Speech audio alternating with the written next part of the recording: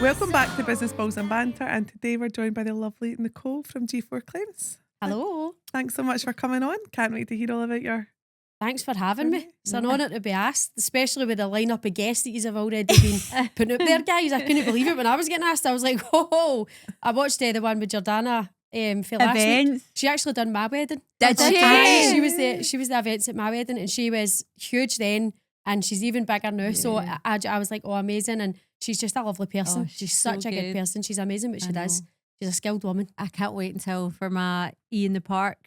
I'm meeting up with her in February this year to plan for 2 years ahead for it. So. Oh, I know. Absolutely. I've said that as well, like after it, because I obviously if you see all our stuff on Instagram, and I'm like, Jordana, I have messaged her this. I was like, see, when Jordan asked me to marry him, I was like, you'll be one of the first I message. Make sure you're free. No pressure, Jordan. We're not in a rush, but it's just a big Jordana. So it's just obviously like, you know, she's got a 2-year waiting list. She's got a 2-year waiting list. That gives you plenty of time there to work that out. That'll come in nicely for what we're about to discuss today with you. Yes. Oh, so that's why you've asked me already. In fact, do you want to get I can work with Jordana then. That would be good. That would be good, by the way. She actually messaged me because, like I said, I should mention that I get married 10 years ago, right? So that's how long ago. I've been married for 10 years this year. So it was also, I've known her for a long time. But as soon as I had done that, she'd message me like, oh, I can see a collab. I was like, me too, girl. Me too. What was the G4 Claims your main thing? Because we started talking about this to start with. Like, let's just so I was totally veered right off the plan there. Sorry, that's probably what happened this full episode. But am I right? So you bought a wedding venue and you're in the middle of doing it up or finished? You're kind of right. I didn't buy a wedding venue. I bought a big bag of ruins. Right. Okay. And literally. We have a vision and a dream. A girl can dream. And the vision is to obviously turn it into a wedding venue. That was always the plan. Mm-hmm. But I'm obviously just going through the paces at the minute to... You're in the trenches. Oh, I'm deep. I'm very deep. I'm like up to there. Is it like a listed building and stuff? Be listed building, aye. Challenges. I wish that was the challenges. I thought that would be the challenges. What I thought the challenges were going to be, they're nowhere near what the challenges are. In fact, they've not even come up yet. Oh, no. So that's alarming, isn't it? What's the biggest challenge? I thought my biggest challenge was going to be pleasing the public because it's a listed building. It's a well-known building within the Wishaw community. I don't know where anybody in here is fae, but like that's kind of well-known in Wishaw, and it's done loads throughout the years. It's for the 14th century, so it's been going for a long time. And I thought that people would be, annoyed at the fact that I'm converting it into something commercial because I had to change the use when I put through my planning for personal private house to commercial use. But no, the full public have been amazing. They are so supportive. Like, they can't want it anymore. They couldn't be behind me anymore. And I get like cards delivered to my work, people writing thank you cards to me for saving a building. Like, it's honestly, it's been amazing. It's been so like heartwarming for me to get that, because I'm like, this has started as a commercial venture for me, and it's now turned into a community-based project that I'm pouring my heart and soul into now to convert it, because I've got not just me but loads of other people really wanting this to work. But it's just been the actual getting it to the planning and everything itself. Like, the amount of consultants that you need involved, the amount of people that you need to pay to. I personally think to do jobs that don't need paid for. And that's not my professional opinion. Side note, that's my personal opinion. I mean, Batman, he gets down and sits down there for 4 days and watches for bats. There wasn't even any bats, but Batman sits there for 4 days and he's £4,000, and I'm going, I'll do it. I'll go down there. I'll camp up for 4 days. It's not a problem. Take your phone and video the whole time. It's mad, isn't it? I'll set up I've got CCTV. Surely we can watch. It's just, there's all these consultants and all these people and all these things that I didn't know about that need to be done, and I've done them all. And then every time I do something, they go, oh, actually, do you know what? We still need an extended version of that. Or do you know what? By the time we've actually looked at this and got back to you, that report's actually out of date and that needs to be done again. But that's not my fault. So the amount of money that I've burnt on things that I wasn't expecting, that's been the biggest challenge. And it's just because, well, let's face it, I bought it and I didn't know what I was doing. I was very transparent about that for day dot. So obviously I've now been burnt. And would you, like, from where you're sitting at the now and what it can be like when it's done, would you do it again in hindsight? Aye, 100%. Because that's the thing, like you obviously have like everybody's following you on Instagram for the updates and been like, because we're all sitting there like, Nicole, when's it opening? I When's know. it opening? And just for like, let everybody else know that isn't particularly following you, but how long? Like, when did you buy this? February 2022. And where are you so- at now? Planning. No, I, just again for anybody that doesn't know, I actually had a planning acceptance last year. So I put through a planning, again, this is down to my inexperience, it's totally my own fault. Put through a planning application, got my planning acceptance, did the big celebration, down there with a bottle of champagne, think that was hard. And then what happened was I brought in a hospitality company to say, right, see this plan that I've made that looks all glam and glitz and it's all good, and how is this going to work? Is that a business? So I probably should have done that before. Yeah. But I didn't. And they came in and went, no, it's going to take ages to get your money back with that. And they basically drafted up a plan of how long it was going to take and everything like that. And I was just like, okay. So we kind of had to go back to the drawing board a wee bit, revamp or kind of use bits that weren't going to generate the income quick enough and change it up a wee bit. And then we had to go in with a planning amendment. But what's effectively happened now is when I've put the amendment in, there's different factors now cropped up that need to be addressed differently for the first planning application. And so it's like, right, well, now we need this and now we need this. We didn't need this before because of this. And so Must feel like people are just putting barriers in place constantly. it does feel like that. That's is the exactly what it feels case. like. That's so And that, draining. but that is the case in general That's with a lot true. of like. That's correct, yes. Yep, exactly. Yep. I would say that is a thing in general with like councils planning. You speak to so many of them, so many developers, as if they are creating barriers rather than, because look, if you look up Sauchiehall Hall Street now, the amount of derelict buildings that are beautiful buildings that are unoccupied, but nobody is doing anything with them because it's so hard getting through planning for all these stuff that it's people almost- just don't do it, rather than thinking, right, let's save that building or let's bring more to the community, like obviously in a safe manner, but to put all these barriers or not review it for like 3 months and then by that time your valuation's expired and all this, it's crazy, the barriers. I've that are had put in multiple place. conversations with various people within the process about how the Garreen Tower is maybe not got another 2 or 3 winters in her. And I've wind and watertight it. Like I've done that the last 2 years, which again is costly. So I've done that the last 2 years. Every winter she takes another beating. So realistically, it's like there's only a building like that will only be wind and watertight for so long. The structures that are in place are temporary fixes. Yeah. I actually need planning to put in more permanent fixes, which I don't have. So there's barriers at every point for me. The temporary fixes are the only things I'm actually authorised to do. So realistically, I'm trying my best to save the building. And if they don't allow me to save it, sometimes I always say, you know, some people kind of see the grass for the trees. Do you know what? Oh, we don't like this or we don't like that. Right, okay, well, how about we compromise on this and this, but we'll save a building and it'll live another 100 years? You know, because there's not a lot of people doing that. Yeah. So let's compromise. This isn't a garage conversion in my house I'm asking for.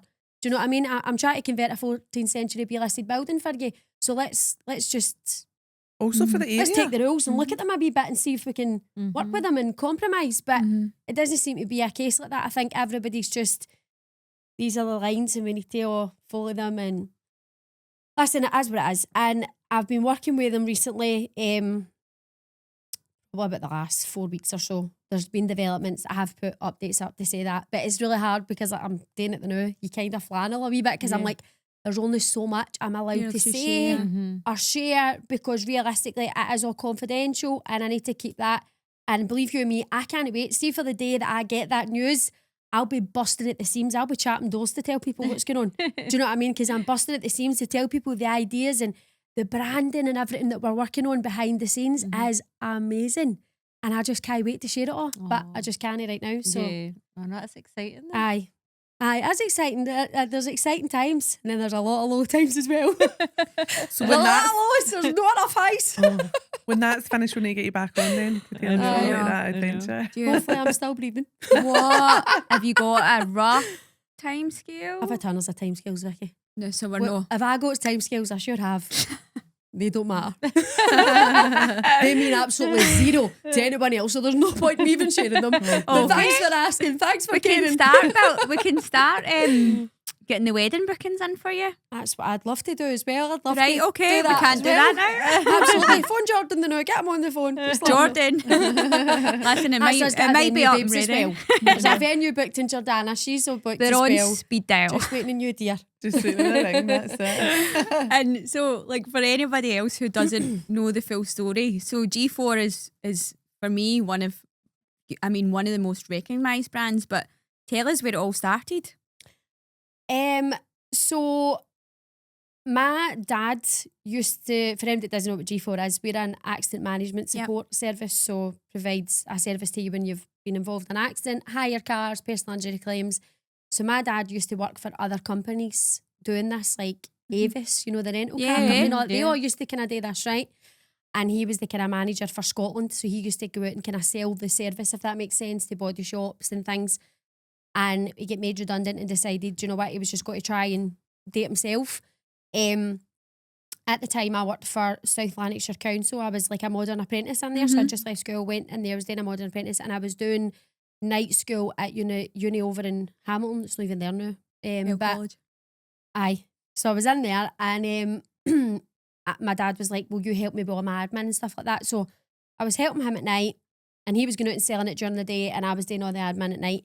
And then within a couple of months, it just gathered that many customers. He was starting to rely on me more and more and more. And obviously at the time I was obviously dead young. I was trying to go out as well. Do you know what I mean? So I was trying to party and try to work 3 jobs and stuff. So eventually he was just like, do you want to just come full time and help me? And I was like, aye. So that was like 2010. And that's just kind of went through there. So about 7 years ago, I was just making sure that about 7 years ago, my dad decided that he just kind of wanted to take a wee step back, and he was done. So I bought him out of the business. And then obviously my dad's for a different generation for me, right? Where my dad was always in the mindset that you don't go public with your business because that means you're showing off, or, you know, you don't like to brag and all this. And I'd be like, but people don't understand what we do. Like, people think claims a con. Like, you need to educate people. And we had kind of different opinions on how to promote the business, if that makes sense. And when he left, I decided just to take the business in a kind of different direction for the way that he had it, if that makes sense. But it worked for us then, and then it now works for us again, just obviously in a more modern way. We've just went with the times, do you know what I mean? And social media has been amazing for us. Like, I love your social media.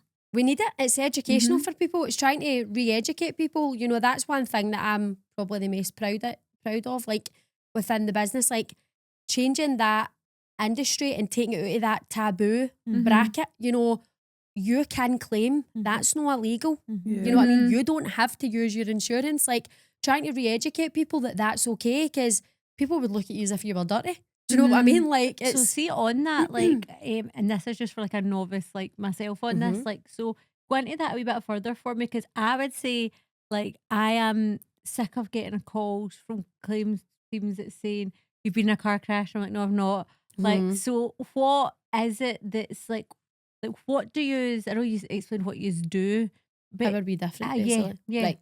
So basically, I don't phone anybody. They phone me. Right. That's the starting point. I'm not a cold caller. So how these people phone you is because what happens is your insurance company, see when you tick that wee box to say you can share my information, or you don't tick the box to say you can share my information, they actually sell data to the data companies who are then phoning, you know, you blind to say you have been involved in an accident, or we've got your information for whatever marketing tool they've got it for when you've been on the compare the market site or whatever it may be, and they're phoning you to try and reel you in to see if you have claimed, because there's potential for them to pick up a job. Whereas I don't get my work that way. I don't phone anybody. How my service works is most of my work comes via either word of mouth, because we've been just gone that long and everybody knows and, you know, spreads the word that we've done a good job for them. Are mostly body shops. So we work with probably about 600 body shops across the full of Scotland. So if you go in there, somebody's damaged your car and you say, listen, you know, I was involved in an accident yesterday, I want a price to, you know, they're maybe going to pay for it, maybe it's too expensive, they don't want to pay for it. The body shop will say to them, well, listen, rather than dealing with insurance, if you deal with G4 claims, because we work for the body shop as well, when the body shop goes to the insurance to get paid, they sometimes wait 90, 120 days, sometimes longer to get paid for the job. They've paid out for parts. And some of these guys are, I'm saying guys and girls, but they're small independents. It's family-run businesses. They don't have that money to lie out. They need the money back. So we pay all the body shops their payments within 48 hours. Wow. And then we recover everything through the at-fault insurance for everybody, including the customer. Amazing. And we charge the same rates as the insurance. We all follow a structure called the ABI, which can be found online for anybody that's interested. Probably no, that's pure boring, sorry. But, the insurance have set their rates. We follow the same rates. So if you're insured with Direct Line and you're insured with Sheila's Wheels or whatever, and, you have an accident, I'm charging the same rates to your insurer as what your insurer would charge to her insurer as well. It doesn't affect the insurance any differently.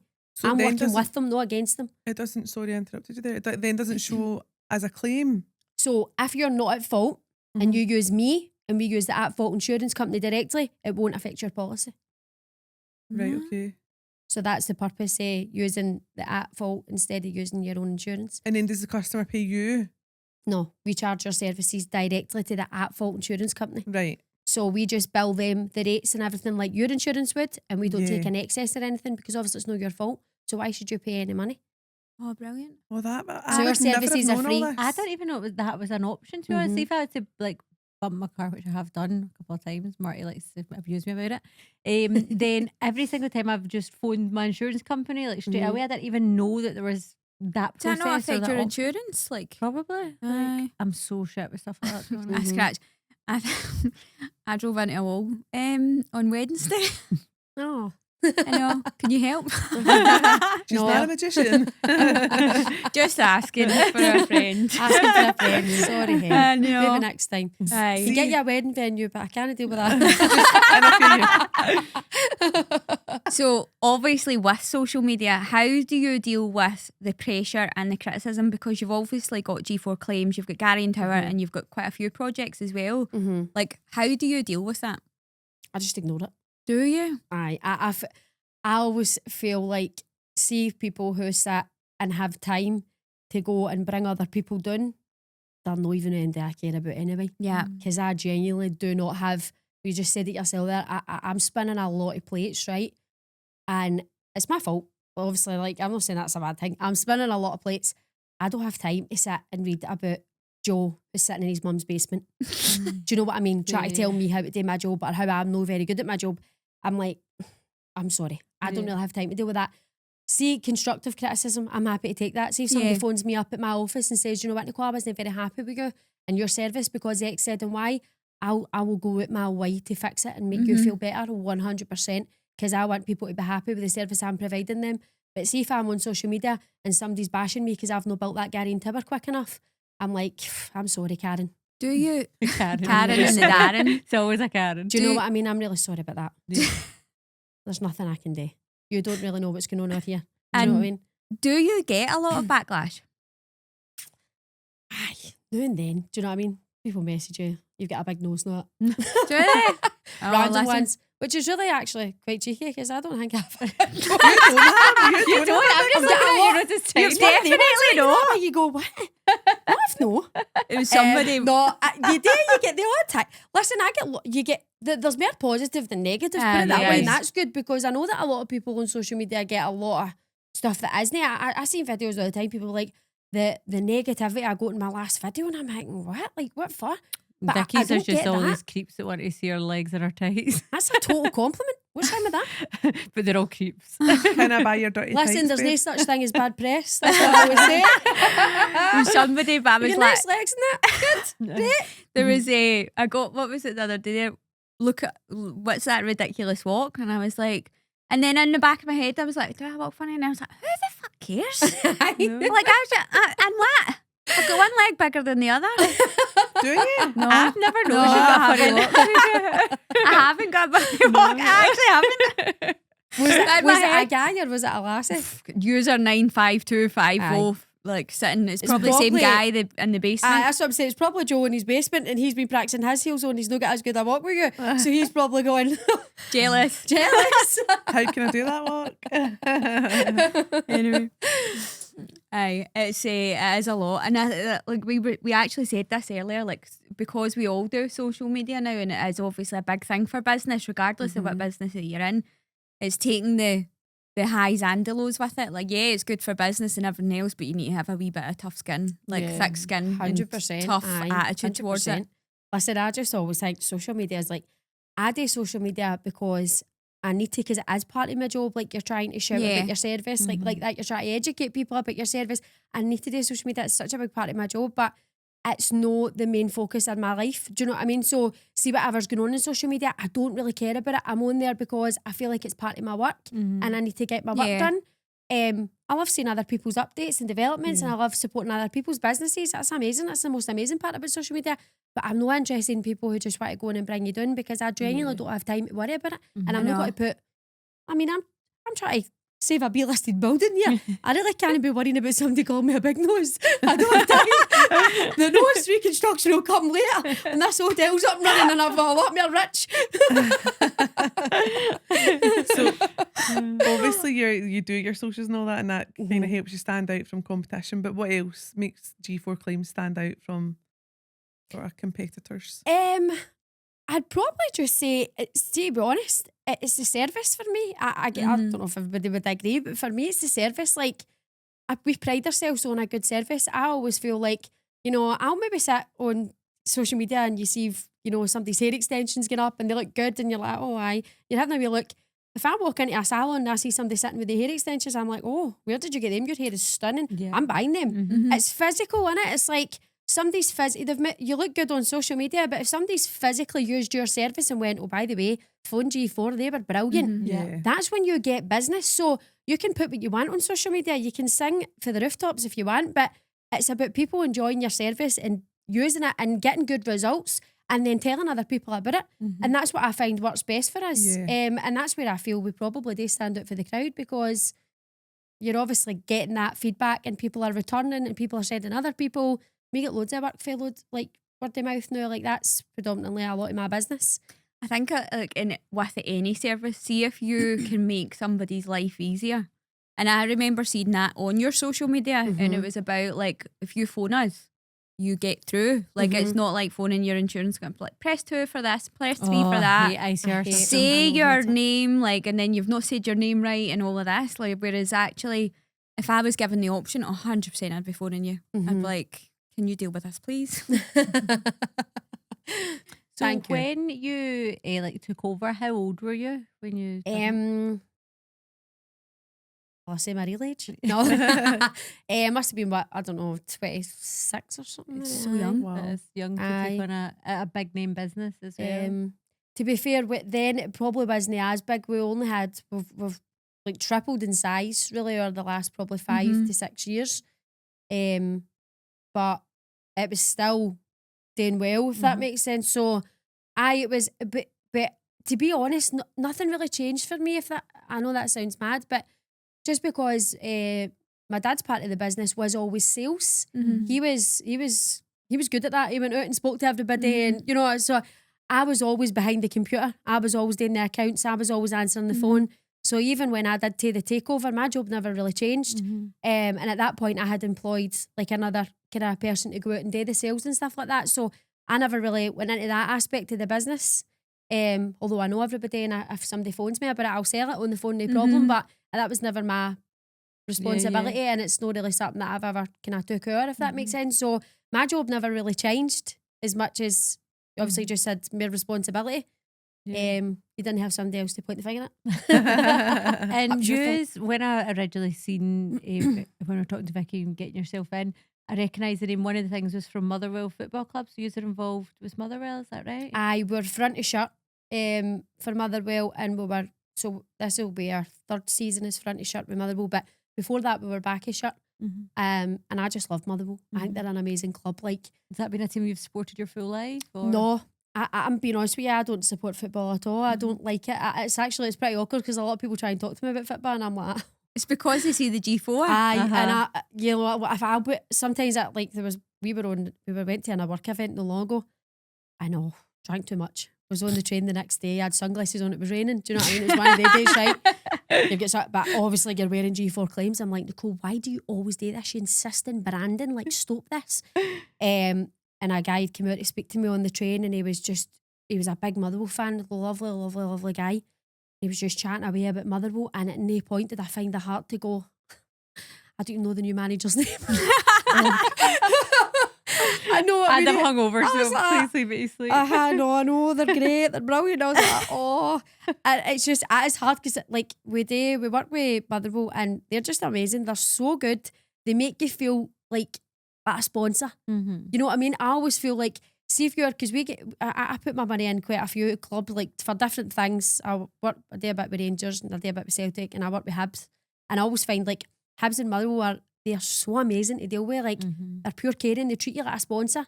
You feel like a sponsor in there. You're putting your money in there. You want to feel like that, don't you? Like I always find, see if you're putting your money to something, I want to, especially when I'm a football fan, I want to see what I'm getting for my money. So see when somebody's constantly emailing me, offering things for my customers, offering me to, you know, get involved with things and collaborating with us on social media and inviting us to networking events and stuff like that, I'm like, this is good. I'm getting something for this. This is, you know, you're wanting to be re-encouraged for the next season. Yes, I will be back. I enjoyed that. Yeah. You know, with the other teams, sometimes I feel like you're treated like a number in the system and I hate that. Yeah. Well, we're involved with EKFC as well, and when we're talking about like renewing for the next year and stuff, like I think that's a massive thing. Like, what do you get from it? Do you actually think it grows business? Is it just putting your name out there?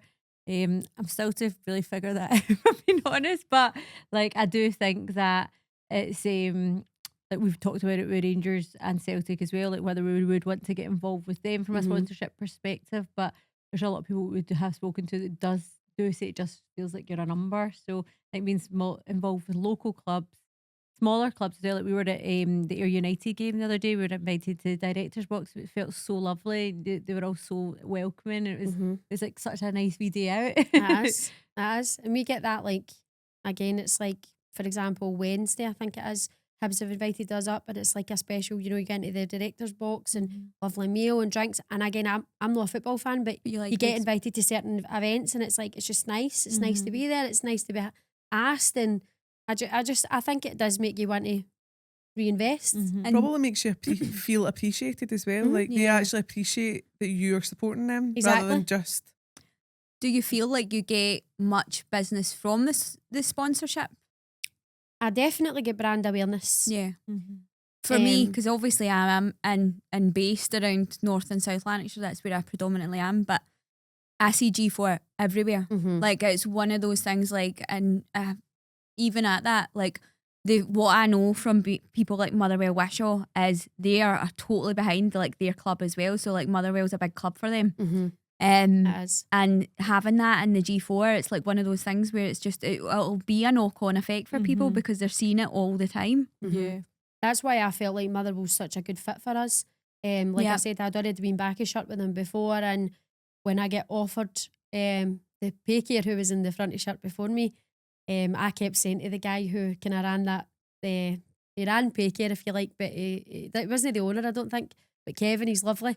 And I used to say to him, right, you hurry up and get off that shirt so I can go on it. And he always said, you know, I think he kind of said to Lane, like, I think Nicole wants to be on the front next. And then as soon as it came up, as soon as their deal was done, she was like, do you want it, Suzanne? She's amazing. Do you want it? And I was like, aye. I was so excited. That was like a big moment for us because it is a local team. They're a perfect fit for us. It's a local brand. It's a local team. And like I said, they're just an amazing club. All the fans are brilliant. They're absolutely brilliant. So they've been a good support. So obviously we're women in business, and like I think it's winging it. What would be your advice for anyone younger that was looking to get into business or start a business or take over a family business? Have you got any advice for them? I would strongly suggest that you love what you do. Yeah, I feel like that's a massive factor. I think people now are so set on becoming successful without actually enjoying, you know, the amount of people that I've even interviewed and it's like they go and home into something and then they just go, I'm going to be dead successful at this thing very quickly. It's like, it doesn't work like that. It's a process. But I suggest that get something that you love and you're very passionate about, because I can assure you, it's going to drag everything out of you. So make sure there's something still in it that you like. That is so true though. Like Uh-huh. I totally relate to that. Like I think I'm obsessed with what I do. Would I be obsessed with what I do if I didn't enjoy it? Probably not. Like no matter how much the money like could be from it, I can't imagine wanting to get up in the morning and log on to my laptop or before I go to bed at night doing it if I didn't actually love what I do. You need to care. Yeah. You need to care. It's so important to care, and that's loving it is caring. Like everybody get laughs like G-force in your blood and all that. Like, and it is and they call us like up at the work. I work with a lot of my family members. I've basically employed my full family, right? So we're all up there, and it's like you're all a big cult, and I'm like, aye, we are. Don't mess with. We're a cult because we all love G4. We all work really hard. We all come in. We all get the same goal. Call us a cult, then that is what we probably are. Do you know what I mean? Like we're in here, but we've all got the same goal. We're all heading to the same destination. Like I like that. Do you know what I mean? It's good to have that. And there's obviously some days where it is dead hard, and there's sometimes you're like a fireman putting fires out all day, and you go, oh my God, I'm exhausted, and then. But you keep doing it because you love your brand and you've worked really hard to make it successful. So you're like, I'm not going to let that hang and that big massive thing bring me down. I love the passion. Like when you can tell that you love it and you're passionate about it. And you hear it. I know, and that like, do you know what I love as well? Like, and you're the only person, and I love it that you do it because you're the only really the person that I know that does it. But always wearing your G4 branding. Always And everywhere. like, see, even just at that, like I've seen you at like awards events with full black tie on, and you've got the G4 right on like up here, and I'm like, I fucking love that. I just think brand awareness is just so important, and we're kind of well known You're for that. advocating Like, it. I always like get the lassies, like even in my office, it's predominantly females. I get them all to pick their own clothes and then we brand them because then they're comfortable in what they're wearing. I'm not telling them you need to wear that, so you need to wear that. So you want to wear a tracksuit, go for it. But we're branding it. So I let them pick what they want to wear and then we brand it. And when we go to events, I say, right, we're all branding everybody in red, black and white. I do it at my race day when I have my race day at Hamilton every year. I say, right, everybody that's gone with me in my box or whatever, it's everybody, there's one stipulation, wear red, black and white. So see when you look up to the boxes, it's just a big C, red, black and white. I just think that's dead important to make a statement. Really good, but imagine you had that one staff member that was always a dick. Aye, they wouldn't be there. They'd They'd have have been in a I was going to say, or what if they're not normally? Then they go and you're wearing your branding. It's like, see how the guys their vans branded on the roads and they drive like pure idiots. I'm like, I would be pure mortified if they were driving my vans and they were driving like that. So I would always be cautious. Like my husband's dad's a taxi driver and he was like that to me. Oh, why don't we get like some of the taxis brand? I was like, no, because taxi drivers drive horrendous. Like I don't want them representing me if they've got my branding. That's the thing, like, again, like I said, it's a wee bit different for me because everybody that works in my office is either family members or, like, really good friends. Like, one of my best pals works in my office. She was actually my boss when I worked in the council. Like, that's how long I've known her. Like, she works in my office now. Like, everybody that works in my office, I've known them for years. Do you know what I mean? Like, they're all one of us. Do you know what I mean? It's no... So it's... and also, I'm also quite... I'm quite of the opinion that I go out there and I make an ass of myself quite a lot. So, we're all human. We're all human. So people go, I'm not the best driver. I'm not saying I'm terrible, but I'm not the best. Do you know what I mean? So it's like there is times like that where I go, do you know what? There's no such thing as bad press. Yeah. You've got a good claims company anyway that can help you. What's next for Nicole and G4 Claims then? Apart from the hotel. Hi. Just keep building the brand, innit? Just keep chipping my way. I just trying my best. Just obviously my industry's it's getting harder. It is getting harder. The insurance are getting quicker at phoning people and getting on more on the ball, and it is becoming harder. So just keep everything tight and keep moving and keep growing. Like we've been growing every year and I want to continue to do that. Like I don't want to walk into a podcast and you don't know what I do. Do you know what I mean though? Like I want to walk in here and everybody in the room knows who we are and what we do. Yeah. So the more we can get the brand out there, the more we can re-educate people, the more customers I can get, the more I can build the brand. So really I just keep going. I always try and, as much as you've got your own 5-year plans in your head, but I always try not to set too many expectations either because I'm spinning a lot of plates. I've got 2 young kids as well and I try and trying to be a mum as well. Yeah. So Yeah. Get that. you're trying not to sacrifice motherhood for your career. So I just spinning all the plates and hopefully still breathing. What age are your kids? I've got a 7-year-old and a 9-year-old. Oh, that's good. So that's you're juggling obviously that as Yeah. well, and you're trying to make sure that you're there to do pickups and That is hard. Like, school open days, and I mean, a bit like you guys. I know I see you at the football all the time with your daughter and whatever, and my kids go to every club under that the begins sun. the club. Do you know what I Mhm. mean? And it's like every night. Especially know- at that age, like where they're so close in age, it Aye, must be. totally. I mean, they go every. Oh, we want to try this. We want to try that. Yeah. Do you know what, Mum? I fancy learning piano. I'm like, whoa. We've actually no Okay. days left. Here we go. Right, where I'll find a piano teacher.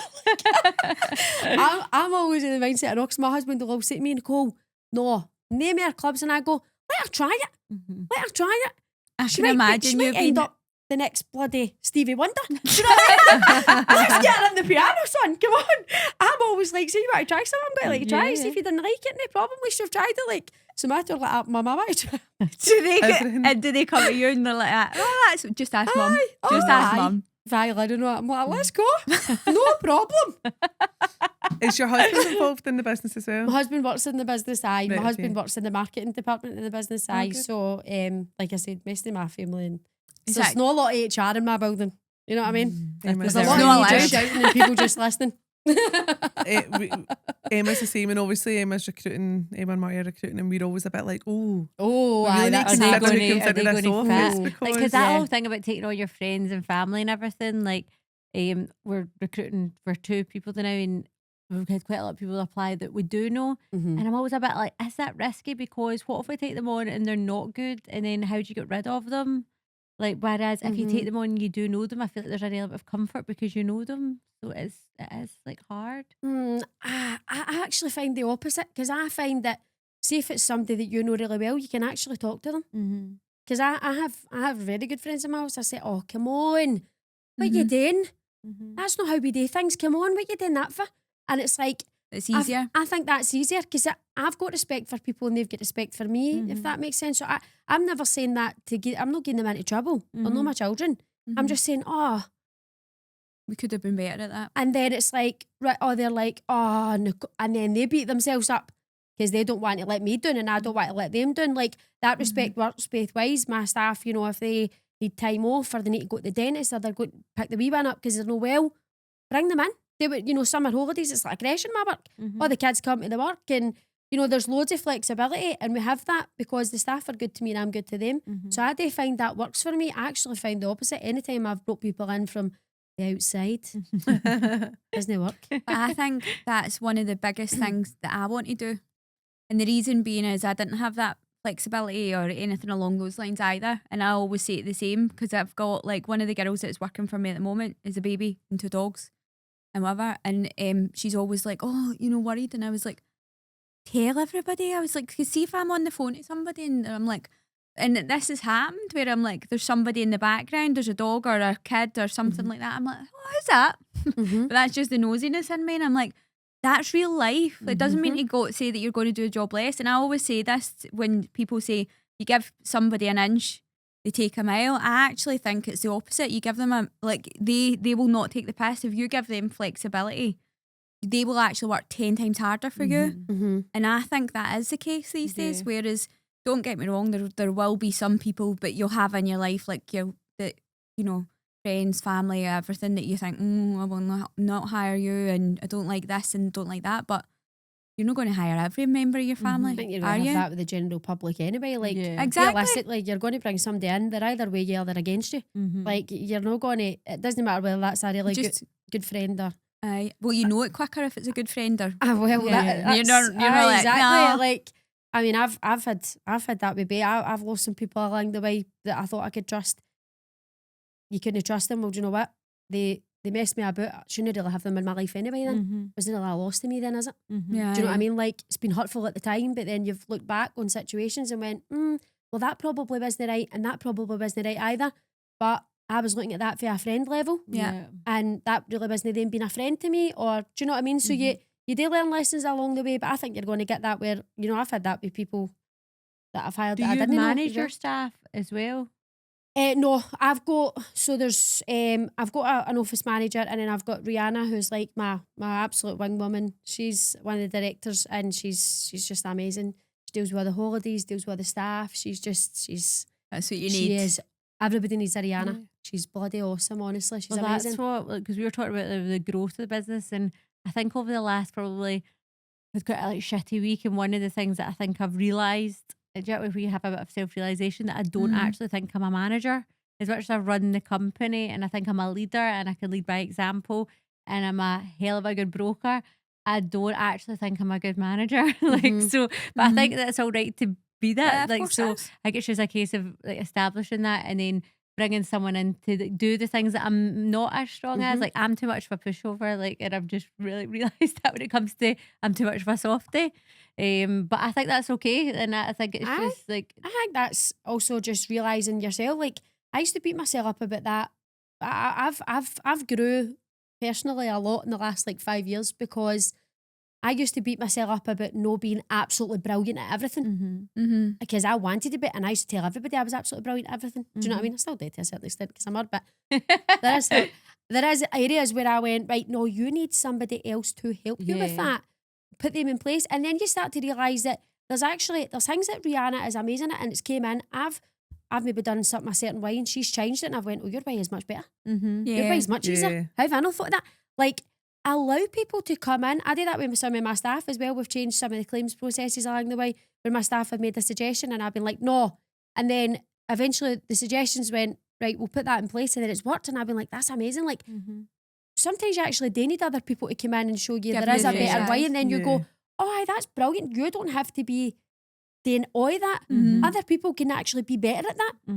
It doesn't mean you're no a good leader or a good boss or whatever. It just means that you're actually letting staff have a say and actually do Yeah. it the way they think's better, and then it turns out it is better, and then it's so I've actually learned like that. That's actually an amazing thing, and I really encourage that in my workplace. I'm like, I want you to take responsibility and do this and do that, and if you think that was right or wrong, do you know what I mean? Like, It also shows they care, doesn't it? Like that they've got some sort of opinions and yeah. let's do this, or could we try it this way? 100%. But I mean, it's like suggestion box in there all the time. Yeah. It's like, I think we should do this, I think we should do that. Well, I mean, we all do it, so it's good to have that. Do you think it's as women that we are so guilty of trying to do everything ourselves? Like I'm a rubbish delegator. Like, see, you said, like, I said this to Orla the other day there. I was like, and I say it quite a lot. I'm like, I don't want to be a manager, but I've ended up being a manager by default because I've got my own business and stuff. And then I said to her, I was like, when we're getting too busy, like I'm going to need to hire like even somebody to help Orla out to do photos and everything else. And then I was like, and Orla, then you're going to be their manager. I was like, 'cause I don't want any more. I don't want any more responsibility in my life. And so I totally get that. But see, this week, like I've got somebody else, and I've given over like most of it to her, and I'm like, this is great. I've got a wee bit of breathing space here, because I have not been like.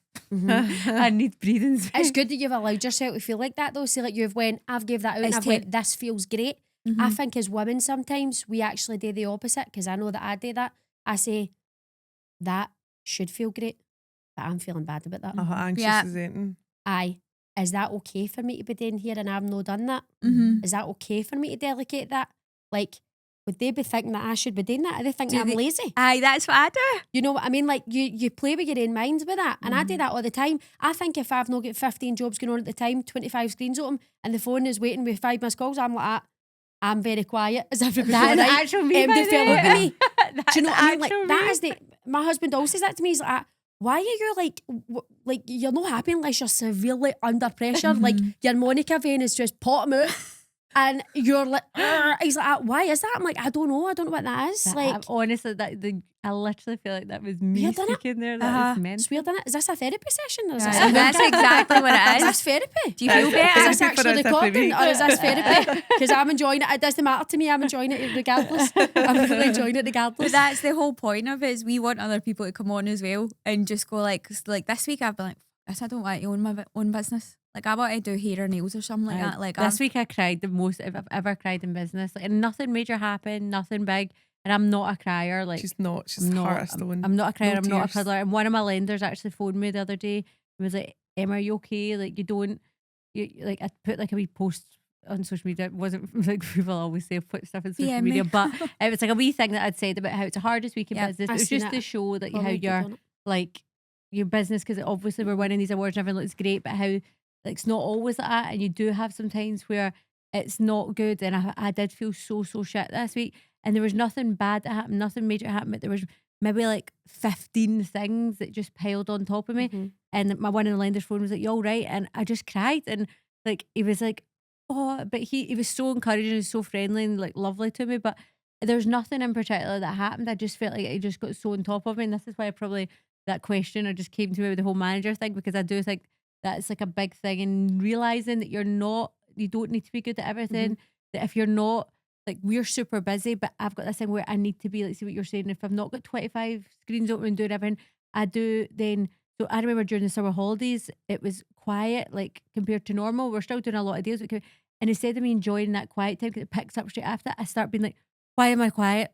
Everyone hates me. Like the world's like my businesses, and it's not. All these things are just in my head that I'm just making up. But it's really refreshing to hear other business owners saying the same 100%. thing and not feeling like you're a proper weirdo. Well, see what you're saying, but I think that just reverts back to that's because you care, but Yeah. it's because you're very invested in your business. You love what you do. You want it to be successful because you love it and you enjoy doing it.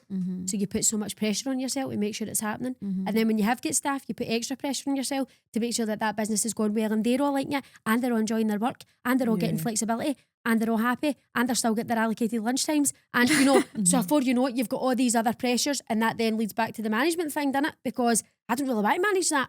I just want to deal with my own pressure, you know. Yeah. So it's just about deciding what you should be doing and what should be your job and what you should allow others to do, which then allows them. I mean, Rihanna, I made her into a director. It's been the best thing I've ever done. I've gave her all these jobs that a director would be doing. She is flourished. She is amazing. She's such an amazing worker. She's dead responsible. She like comes into work early. She leaves late. She's pure invested. And I'm like, you've got G4 coursing through your blood and all, do you know? And it's like, she hasn't a family member of mine. She's just a good friend, and I've known her for a long time. But I'm like, you feel that as much as me, and I want other people to get that feeling because it's nice, it's good. I love how you used the word flourished as well, because it just like does give you the image of how she has grown and taken it on. Which is And amazing. everybody would agree with me. I know that's not just my personal opinion. Everybody would say, anybody that's seen Rihanna for when, you know, for years back when she started with me, she's been in the company for 7 years. How much she's grown. She's only young. I mean, Rihanna's only 26, I think. Something like That's that. amazing. She's a young lassie, do you know what I mean, for where she is. And she's fantastic. She's honestly amazing. And she's grew so much. And I love being able to do that for somebody else. And I love get, that. you know what I mean? Like see her grow and get into that and feel like that and feel responsible. And I feel like that's a good feeling. I don't think there's anything bad about that. Oh, that's amazing. I think that's a really good place to wind up today. So thank you so Thanks so for much. having me, It's been so good girls. hearing your Yeah. story. I That was a can't really wait good to hear the therapy update. session. I know, I feel like I need you in like a podcast in my car, just you yourself. I know. I'm just going to keep phoning you and voice noting you and everything. Like, Nicole, tell me what to do. You'd be great. Oh, Hen, you've got me on a good day. It's Friday. Some days it's Oh, Friday. John. I'm going away tomorrow. I'm going to Benidorm for the weekend with my Oh, pals. Oh, So nice. I'm my so husband and jealous. my friends as well. We're going away. It's one of my friends' 40th this year, so we're going away for the weekend. So you've got me on a really good day. I'm feeling upbeat. Love it. Yesterday, that would never do. That would never, guys. I know. Do you want to give your socials a wee plug before? Aye. Let's hear it so everyone Come on. knows who you are and The everyone big else long list of knows them. exactly what G4 Claims is. Okay, so we're on basically all platforms of social media. G4 Claims is on TikTok, LinkedIn, Instagram, X, I think you call it now. That's how up the times are. Facebook, and it's just G4 Claims Limited is the handle. And then obviously the Gary and Tower is on there as well, and that's on everywhere. That's also got a website, www.garyandtower.co.uk. And again, on all the social medias, and we do most of the updates like on all the social media platforms anyway. So if anybody is interested, also happy to hear from anybody. If anybody's got any questions, then messages, because we're happy to, get back to everybody and tell them what we're allowed to tell them. Amazing. Can't wait to see it. I know. I can't wait to follow the update. So I'm trying my best, girls. I really am. if you enjoyed this episode, please don't forget to like and subscribe on YouTube. And don't forget to leave us a 5-star review on Spotify. Bye. Bye.